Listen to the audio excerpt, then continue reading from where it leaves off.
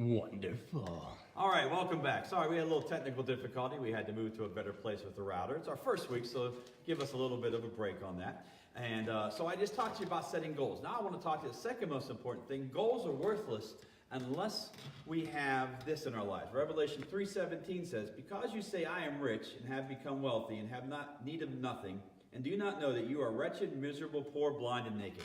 You know, goals are great. But you know what? If you don't decide what's most important in your life, what's really important in your life, the goals will mean nothing. Because here's the deal. You won't work towards the goals if it's not important. You know, what's important in life is not always money. You know, rich is defined as not having a lot of money, but not having to worry about money and worrying about what you can do. Being able to do what you want to do when you want to do. And it doesn't always take tons of time. You know, you need to decide what is really important in your life. Is it family? Is it time? Is it free time? Is it being able to do what you want to do in the future? Only you can know, and there's no wrong answer to that question. And you need to figure out what's most important to you, because if it's not important to you, you won't work towards it. And so we have to have goals in our life that match what's important to us. You know, what's important to me? I have a goal in life. I want to retire in my early 60s so I can still enjoy time with my grandchildren when I have them, hopefully. And when I can still do things with them. I want to be able to be free to travel and do things like that. I also want to be able to be free in the end of my life to go help churches that maybe not have a quality ministry, can't afford things. I can go do it for free. These are some things that are important to me and my family. It's what motivates what I do. Your motivations could be totally different. But you got to make sure you know what's really important to you. And in order to do that, you need to sit down with somebody. You need to talk to them, whether it's your spouse or your boyfriend or girlfriend that you're going to spend your future with. And if you're single, hey, find someone who really knows you. Because you know what? You need somebody you can bounce ideas off so you can get down to really, really what is the core? What is the most important things to you? Because you get them down and you start setting your financial goals in order to meet those, you'll stay with it. Because there's going to come times in this plan. Remember, I said it's not going to happen overnight. You might have to make some tough decisions. But if you're working towards something that's really important to you, those tough decisions won't be tough at all. You'll be able to make them a lot easier, with a lot less pain, because you know what? I'm working for something that's very, very important to me. And then the last thing we want to talk about tonight is the third thing. You have to decide to make a plan. It says in Luke 14:28 through 30, it says this: "For which of you intending to build a tower does not sit down first and count the cost, whether he has enough to finish it? Lest after he has laid the foundation, is not able to finish, all who see it begin to mock him, saying, 'This man began to build which he was not able to finish.'" You know, Jesus said, we just sit down and we got to decide if we can count the cost, if we can do it. We didn't make a plan. Now tonight we're not going to talk about plans. We're going to hopefully over the next few weeks people ask questions and things like that, and we're going to help you define a plan. Now what you got to understand is there's no universal plan that works for everybody. Because everybody's different, everybody has different goals, everybody has different things that are important to them. But we can learn from one another's plans. Say, hey, I can take that and work in my life, or I can take that from somebody else. But we want to learn from one another and help you with real world situations so you can make the best plan for your life. Because without a plan, I'll tell you this, money will slip away. If you don't have a plan, money will go away because you're like, oh man, why did I spend my money there? Why there? You look back and you make decisions, you're like, why did I do that? I could have done this.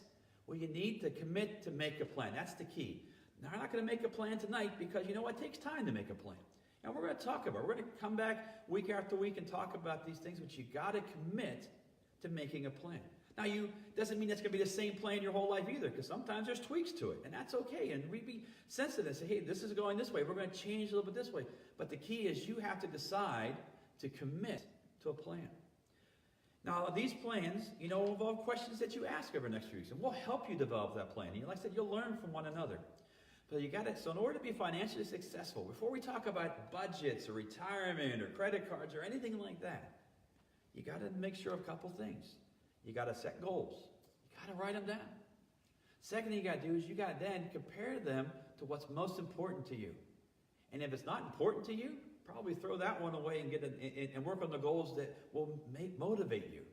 And last, you have to commit to making a plan to make those goals that are important to you actually come into being. And that's what we're going to talk about. So if you're here tonight, there's people here in the sanctuary. If you're online, feel free to write questions, and we'll be taking them and looking over them in the next few weeks. and we'll be answering them for you. And we'll take live questions the next time. This is our introductory class. But before we go today, I have one last thing I'd like to tell you about, a simple thing in order to start saving money. And that's what people, they all wonder, how can I save money? The goal is not have to live paycheck to paycheck, be able to have that financial freedom. Wouldn't you like that? And a part of it is learning how to save. And most people don't know where to begin. So I'm going to give you an assignment. We're going to come back on October 1st, our next class, and I want you to try this for 2 weeks.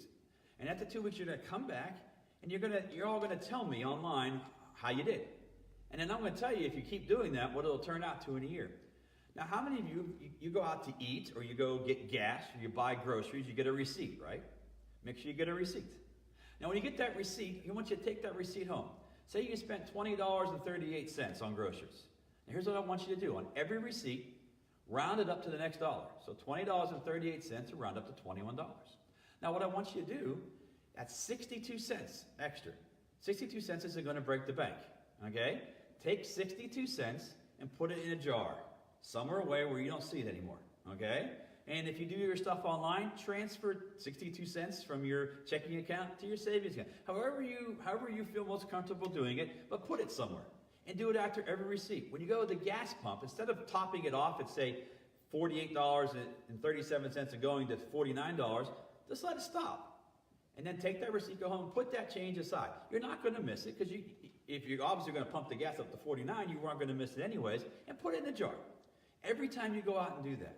And see how much money that you save in 2 weeks' time.